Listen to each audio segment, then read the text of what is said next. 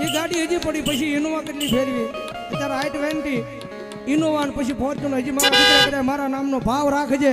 અને ભલામણા જો એક દી એ બુધેલના સીમાડાની માળ પર જો લાયર ન કરું ને તેથી તો ભલામણા મૂળું બંધારીને મહેલની